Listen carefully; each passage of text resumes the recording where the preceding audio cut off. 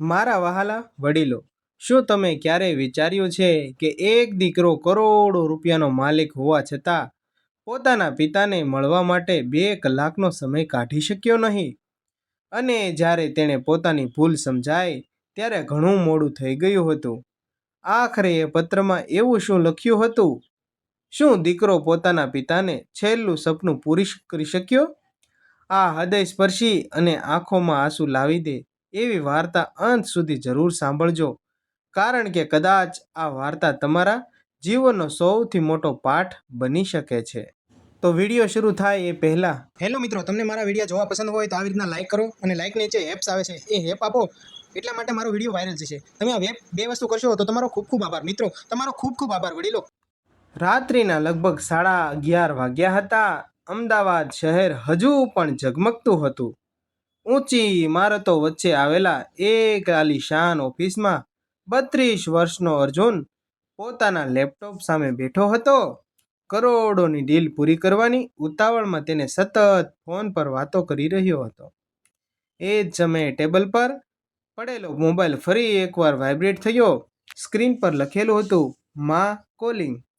અર્જુને ફોન તરત જ જોયું, થોડું સ્મિત કર્યું અને તરત જ ફોન સાઈડ પર મૂકી દીધો. હમણાં નહીં, પછી વાત કરી લઈશ.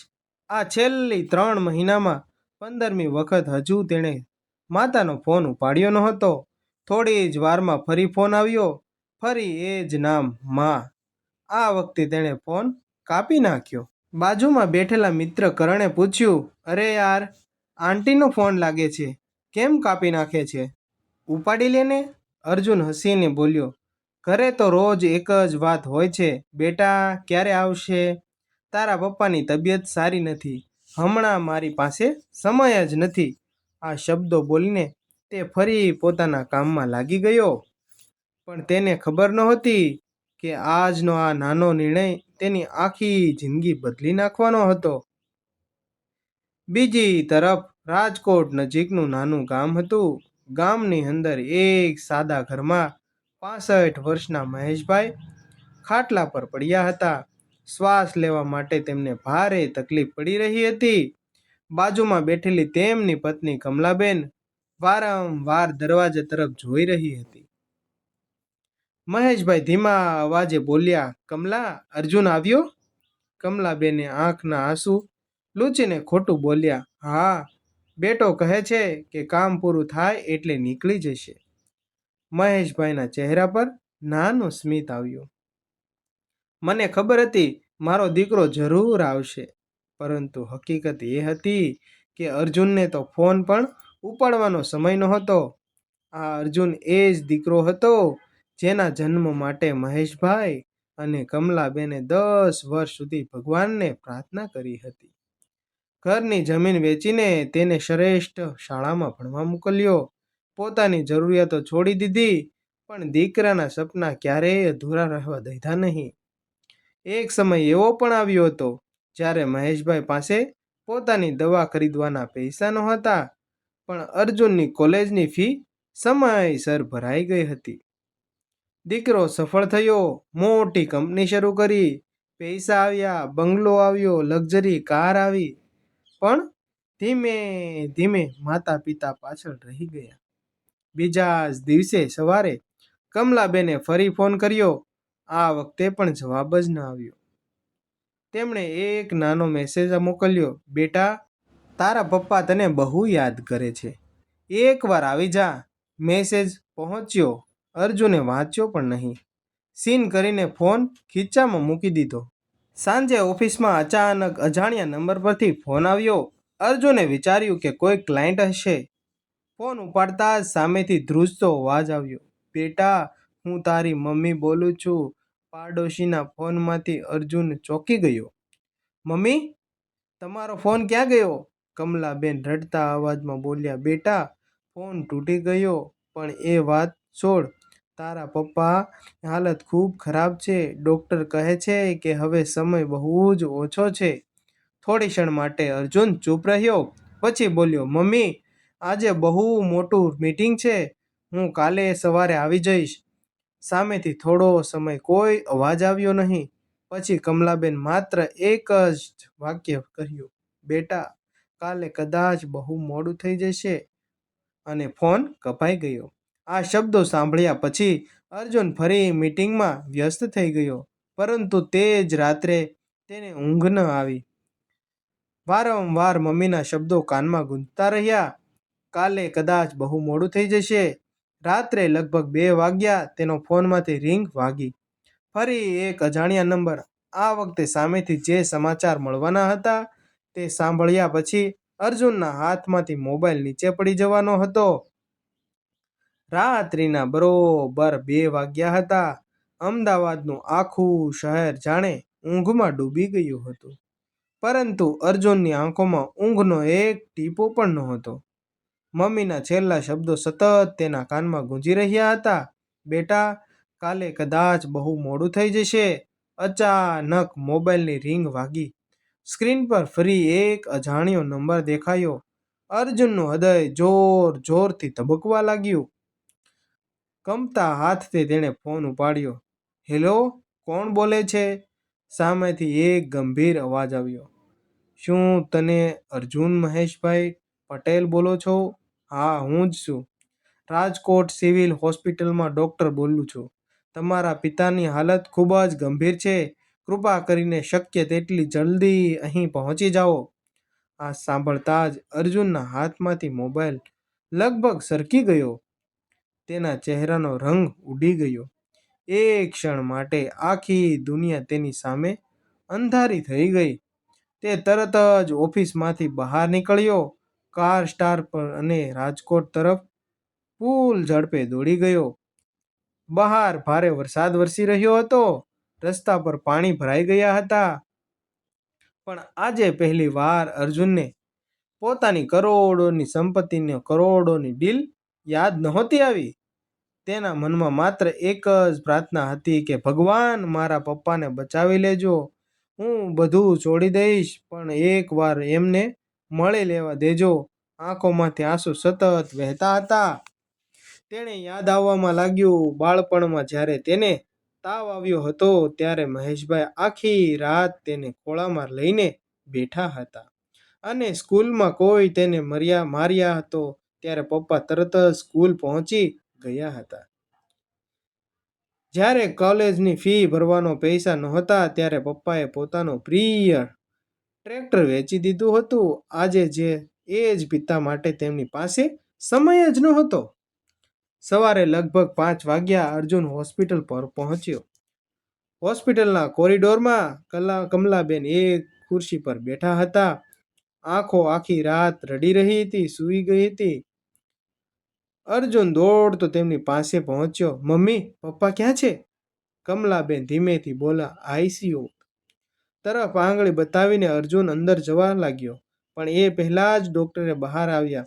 તેમણે અર્જુનના ખભા પર હાથ મૂક્યો અને ધીમા અવાજે કહ્યું, સોરી, અમે તેને બચાવી શક્યા નહીં. આ શબ્દો સાંભળતા જ અર્જુનના પગ નીચેથી જમીન સરકી ગઈ. તે ત્યાં જ ઘૂંટણિયા ભર પડી ગયો. ના ના ડૉક્ટર, આવું ન બોલો, પણ હવે ઘણું મોડું થઈ ગયું છે. થોડી વાર પછી મહેશભાઈના નિર્જીવ દેહ પાસે અર્જુન ઊભો હતો. ગઈકાલ સુધી જે હાથ તેને ચાલતા શીખવતા હતા, આજે એ જ કદાચ સદાકાળ માટે શાંત થઈ ગયા હતા. અર્જુન પિતા પાસે ગયો, પડી બાળકની જેમ રડવા લાગ્યો. પપ્પા, એકવાર આંખો ખોલો, હું આવી ગયો છું. મને માફ કરી દો પપ્પા. મારી એક ભૂલ માટે આખી જિંદગીની સજા ન આપો. પણ મૃત્યુ પછી કોઈ જવાબ આપતું જ નથી. અંતિમ વિધિ પૂરી થઈ. ઘરમાં ભયંકર શાંતિ છવાઈ ગઈ. સાંજ પડતા જ કમલાબેન ધીમે ધીમે પોતાના રૂમમાં ગયા. તેમણે જૂના કબાટમાંથી એક લાકડાનું નાનું બોક્સ બહાર કાઢ્યું. બોક્સ પર ધૂળ જામી ગઈ હતી. તેમણે તે અર્જુનના હાથમાં આપ્યું. બેટા, આ તારા પપ્પાએ તારા માટે રાખ્યું હતું. કહેતા હતા, જ્યારે મારો દીકરો પાછો મોટો થઈ જશે ત્યારે તેને આપજે. અર્જુન ધ્રુજતા હાથથી બોક્સ ખોલે છે. અંદર એક જૂની ડાયરી અને નાનકડું રમકડું અને એક બેંકની ફાઇલ હતી. તે ડાયરીનું પહેલું પાનું ખોલીને લખેલું હતું, મિત્રો તમે જો અત્યાર સુધી આ વિડીયામાં બન્યા હોય તો એક નાની એમથી વાત. હેલો મિત્રો, તમને મારા વિડીયો જોવા પસંદ હોય તો આવી રીતના લાઈક કરો અને લાઈક નીચે હેપ્સ આવે છે એ હેપ આપો, એટલા માટે મારો વિડીયો વાયરલ થશે. તમે આ બે વસ્તુ કરશો તો તમારો ખૂબ ખૂબ આભાર. મિત્રો, તમારો ખૂબ ખૂબ આભાર વડીલો. મારા વહાલા અર્જુન માટે તે વાંચવા લાગ્યો. આજે અર્જુન પહેલી વાર સ્કૂલ ગયો. ઘરે આવ્યો ત્યારે મને ભેટીને બોલ્યો, પપ્પા, હું મોટો થઈને તમારું નામ રોશન કરીશ. આ શબ્દો સાંભળીને મારી આંખોમાં આંસુ આવી ગયા. બીજું પાનું. આજે મારી તબિયત સારી નથી, પણ અર્જુનની ફી ભરવાની છે, એટલે દવા પછી લઈશ. ત્રીજું પાનું. ડૉક્ટરે કહ્યું છે કે હૃદયની સર્જરી કરાવવી પડશે, પણ હાલ સર્જરી નહીં કરાવવું. પહેલાં અર્જુનનો બિઝનેસ ઊભો થઈ જાય પછી મારી ચિંતા કરીશ. અર્જુનની આંખોમાંથી આંસુ રોકાતા નહોતા, પણ સૌથી મોટો આઘાત હજુ બાકી હતો. ડાયરીના છેલ્લા પાનામાં પણ એક પત્ર ચોંટાડેલો હતો, જેમાં લખ્યું હતું, જો તું આ પત્ર વાંચી રહ્યો છે તો કદાચ હું આ દુનિયામાં નહીં હોઉં.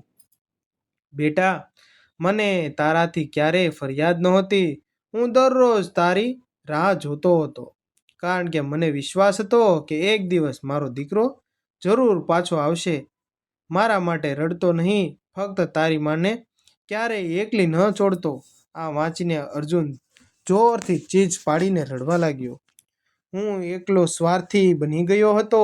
તેના આંસુના ડાયરીના પાના પર પડતા લાગ્યા. પણ એ જ સમયે બેંકની ફાઇલમાંથી એક કવર નીચે પડી ગયું. તેમાં લખેલું હતું, આ સત્ય અર્જુનને મારા ગયા પછી જ જણાવજો.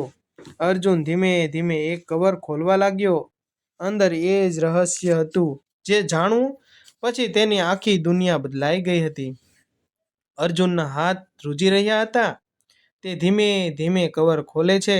અંદર એક જૂનો ફોટોગ્રાફ, એક હોસ્પિટલનો રિપોર્ટ, મહેશભાઈના હસ્તાક્ષરમાં લખેલા લાંબો પત્ર હતો. અર્જુને પહેલા પત્ર વાંચવાનું શરૂ કર્યું.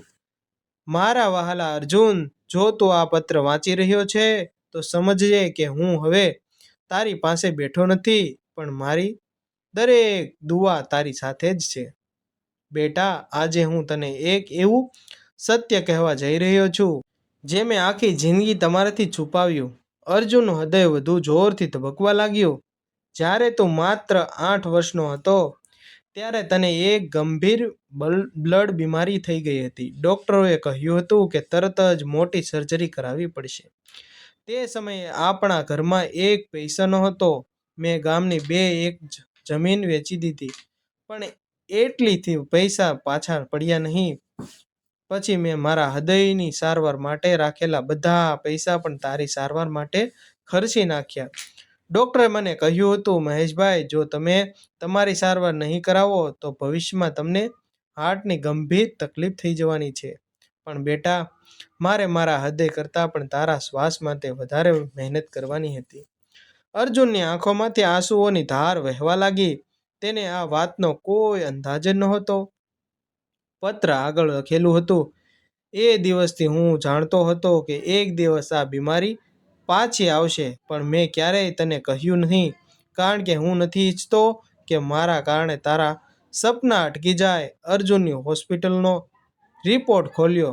તેમાં સ્પષ્ટ લખેલું હતું, 10 વર્ષ પહેલાં જ હાર્ટ સર્જરી કરી હતી, પરંતુ નીચે નોંધ હતી, દર્દીએ પોતાની ઈચ્છાથી સારવાર મુલતવી રાખી.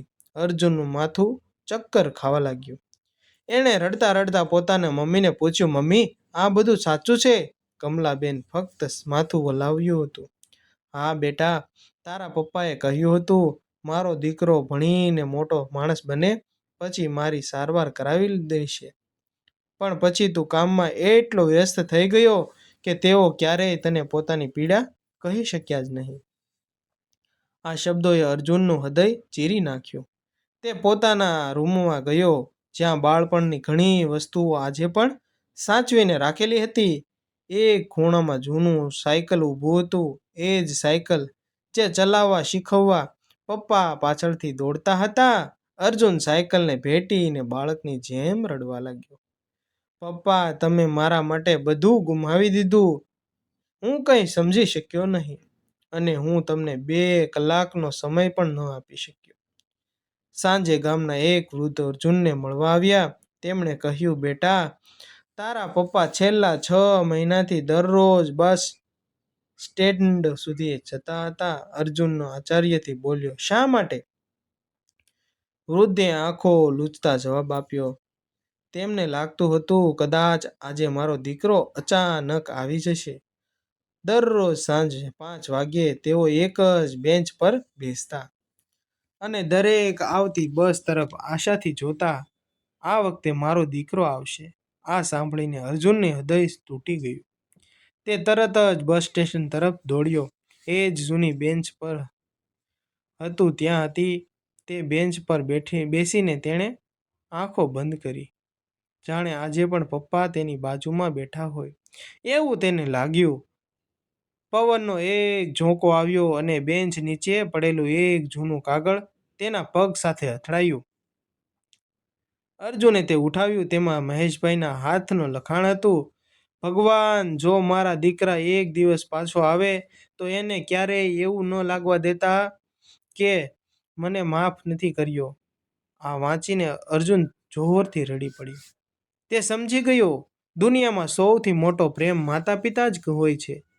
એ જ સમયે અર્જુનના મોબાઈલ પર એક ફોન આવ્યો. ફોન બેંક મેનેજરનો હતો. સર, તમારા પિતાજી એ તમારા નામે એક લોકર રાખ્યું છે. તેમાં એક એવી વસ્તુ છે જે તમારે આજે જ જોવી જરૂરી છે. અર્જુન તરત જ શહેરની બેંક તરફ નીકળ્યો. પણ તેણે ખબર નહોતી કે એ લોકરમાં રહેલી વસ્તુ તેના જીવનનું સૌથી મોટું મિશન બની જશે. સવારે 9 વાગ્યા હતા. અર્જુન ધીમા પગલે બેંકમાં પહોંચ્યો.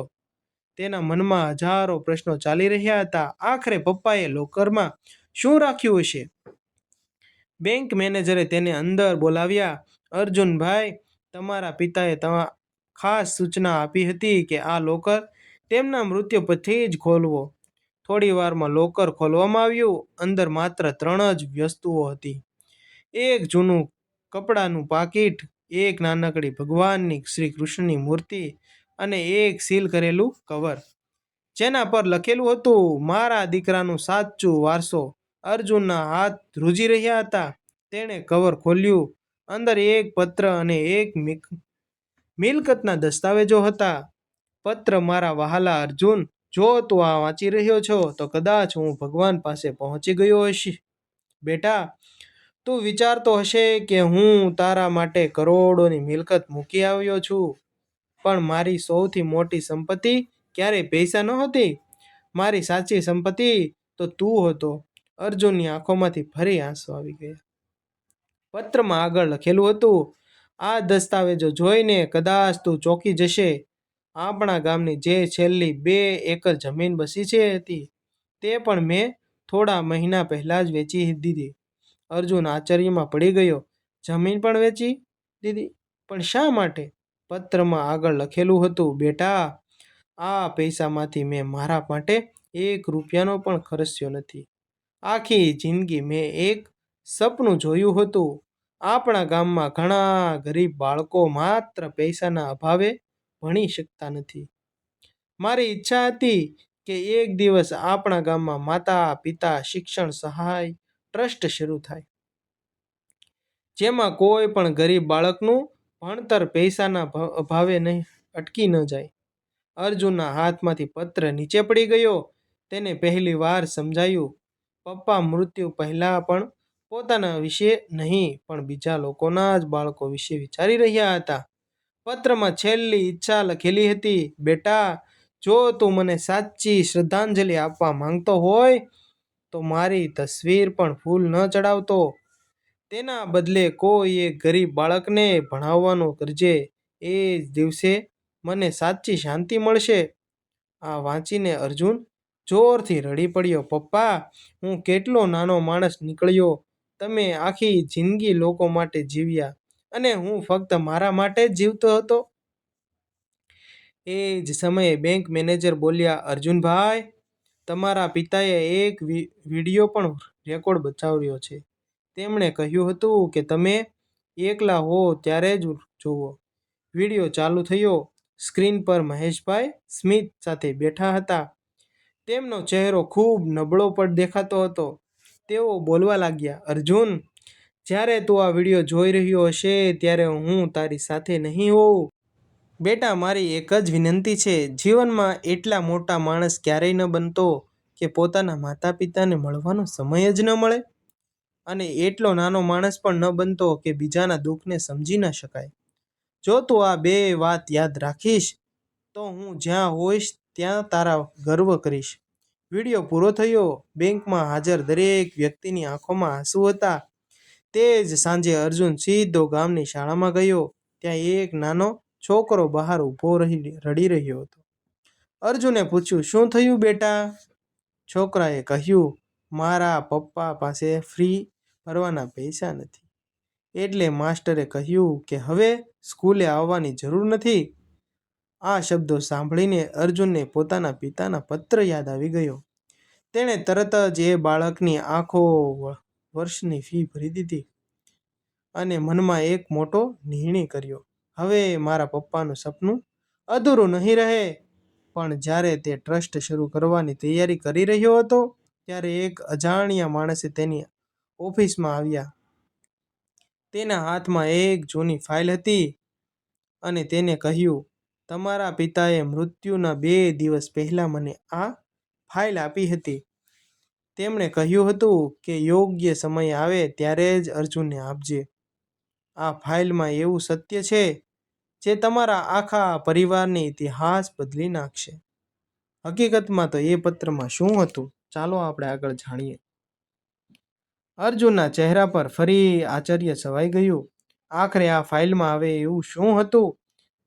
સવારે લગભગ 10 વાગ્યા હતા. અર્જુનની ઓફિસમાં બેઠેલો તે અજાણ્યો વૃદ્ધ માણસ પોતાના હાથમાં રહેલી જૂની ફાઇલો ટેબલ પર મૂકી બોલ્યો, બેટા, આ ફાઇલ મને તમારા પિતાશ્રીએ તેમના મૃત્યુના 2 દિવસ પહેલાં જ આપી હતી. તેમણે કહ્યું હતું, જો મારો દીકરો ક્યારેય સાચા અર્થમાં બદલાઈ જશે તો જ આ ફાઇલ તેને આપજે. અર્જુનના હાથ ફરી ધ્રુજવા લાગ્યા. તેણે ધીમેથી ફાઇલ ખોલી. અંદર એક ફોટો, કેટલાય જૂના દસ્તાવેજો અને એક છેલ્લો પત્ર હતો. મારા વાલા અર્જુન, જો તું આ પત્ર સુધી પહોંચી ગયો છે તો મને વિશ્વાસ થઈ ગયો છે કે તું હવે સાચા અર્થમાં મોટો માણસ બની ગયો છે. બેટા, જીવનમાં 2 પ્રકારની કમાણી હોય છે. એક બેંકમાં જમા થાય છે અને બીજી લોકોના દિલમાં. પહેલી વાર કમાણી મૃત્યુ પછી અહીં જ રહી જાય છે. બીજી કમાણી માણસને ભગવાન સુધી પહોંચાડે છે. અર્જુન રડતો રડતો પત્ર વાંચતો રહ્યો. પત્રમાં આગળ લખેલું હતું, આ ફાઇલમાં આપણા પરિવારના છેલ્લા 30 વર્ષોની હિસાબ છે. તું સમજે છે કે મેં આખી જિંદગી ખેતી કરી, પણ હકીકત કંઈ અલગ જ છે. દર મહિને મારી કમાણીમાંથી થોડા થોડા રૂપિયા બચાવીને હું ગામના ગરીબ બાળકોની સ્કૂલ ફી ભરતો હતો, જે મેં કોઈને કહ્યું જ નહોતું. કોઈને ક્યારેય ખબર પણ પડવા દીધી નથી. આજે આ ફાઇલમાં એક 47 બાળકોની યાદી છે, જે આજે ડૉક્ટર, શિક્ષક, પોલીસ ઓફિસર અને એન્જિનિયર છે.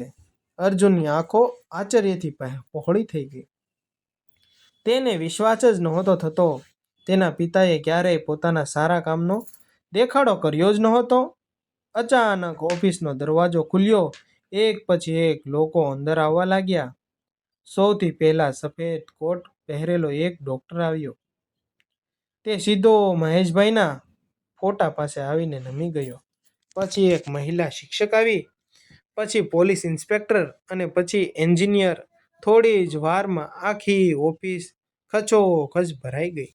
અર્જુન આશ્ચર્યથી બધાને જોતો રહ્યો. ડૉક્ટર આગળ આવ્યા અને બોલ્યા, અર્જુનભાઈ, જો તમારા પિતાજીએ દિવસે અમારી સ્કૂલની ફી ન ભરી હોત તો હું આજે ડૉક્ટર બન્યો ન હોત. શિક્ષક બોલી, મારા પપ્પાના મૃત્યુ પછી આખું વર્ષ તમારી પિતાએ જ મને ભણાવી છે અને એને ભણાવી તેથી જ હું આગળ વધી છું. પોલીસ ઇન્સ્પેક્ટરની આંખોમાં આંસુ હતા. મારા ઘરે ખાવાના પૈસા નહોતા, પણ તમારા પિતાજીએ મને ક્યારેય ભણાવવાનું છોડાવી દીધું નહીં. એક પછી એક 47 લોકો મહેશભાઈના ઉપકારોની વાતો કરતા રહ્યા. અર્જુને સમજાયું, તેના પિતા માત્ર તેના જ પિતા નહોતા, પણ આખા ગામના આશીર્વાદ હતા. એ જ દિવસે અર્જુને આખા ગામને તેનું ભેગું કર્યું. ગામના છોકરાઓને નાનું મંચ બનાવવામાં આવ્યું. અર્જુન પહેલી વાર હજારો લોકો સામે ઊભો હતો. તેના હાથમાં પોતાના પિતાનો ફોટો હતો. આંખોમાંથી આંસુ વહેતા હતા. તે બોલ્યો, મિત્રો, હું કરોડો રૂપિયાનો કમાયો, પણ મારા પિતા મને સાથે સમજાયું નહીં કે સૌથી મોટો ધનિક એ નથી જેની પાસે સૌથી વધુ પૈસા હોય. સૌથી મોટો ધનિક તો એ છે જેના કારણે બીજા લોકોનું જીવન બદલાય છે. આખું ગામ તાળીઓથી ગડગડાટ ગુંજી ઉઠ્યું. એ જ દિવસે મહેશભાઈ, કમલાબેન શિક્ષક અને સેવા ટ્રસ્ટની સ્થાપના થઈ. ટ્રસ્ટના 3 નિયમ બનાવવામાં આવ્યા. કોઈ પણ ગરીબ બાળક પૈસા અભાવે ભણવાનું નહીં છોડી શકે. બીજું, દરેક વર્ષે 100 વૃદ્ધ માતા પિતાના મફત આરોગ્ય સેવા ચેક કરાવવું. ત્રીજો, દરેક વિદ્યાર્થીઓ પોતાના માતા પિતાને સન્માન આપવાની પ્રતિજ્ઞા લેવી. 1 વર્ષ પછી ગામનું સંપૂર્ણ બદલાઈ ગયું. સેંકડો બાળકો શિક્ષણ બન્યા. વૃદ્ધો માટે મફતમાં સારવાર શરૂ થઈ. અર્જુન દર રવિવારે પોતાની માતા સામે સમય પસાર કરતો. હવે કરોડોની મિલકત કરતાં માતાની સાથે વિધેલી ચા પીવાનું તેને વધુ પસંદ હતું. એક સાંજે અર્જુન પોતાના પિતાની સમાધિ પાસે ગયો. તેણે એક ગુલાબ ફૂલ મૂક્યું. ધીમે અવાજે બોલ્યો, પપ્પા, મેં તમને ખૂબ મોડા ઓળખ્યા, પણ હવે હું વચન આપું છું, તમારું દરેક અધૂરું સપનું પૂરું કરીશ. એ જ સમયે હળવો પવન ફૂંકાયો. સમાધિ પરનું એક સુકાયેલું પાન હવામાં ઉડીને અર્જુનના હાથ પર આવીને પડ્યું. અર્જુન સ્મિત કરવા લાગ્યો, જાણે પિતા આજે પણ કહી રહ્યા હોય, મને તારા પર ગર્વ છે બેટા. શક્તિશાળી મોરલ: માતા પિતા ક્યારેય પોતાના સંતાનો પાસેથી પૈસા નથી માંગતા. તેઓ માત્ર થોડો સમય, થોડો પ્રેમ અને 2 મીઠા શબ્દોની રાહ જુએ છે. દુનિયામાં બધું ફરીથી મળી શકે છે, પરંતુ માતા પિતાનો ગુમાવ્યા પછી કાશ હું વહેલા આવી ગયો હોત, એ સિવાય કંઈ વસ્તુ જ નથી. અંતિમ સંદેશ: જો આ વાર્તાએ તમારા હૃદયને સ્પર્શ્યું હોય, તો આજે જ તમારા માતા પિતા કે કોઈ પણ ફોન કરો અને તેને મળો, તેની સાથે વાત કરો.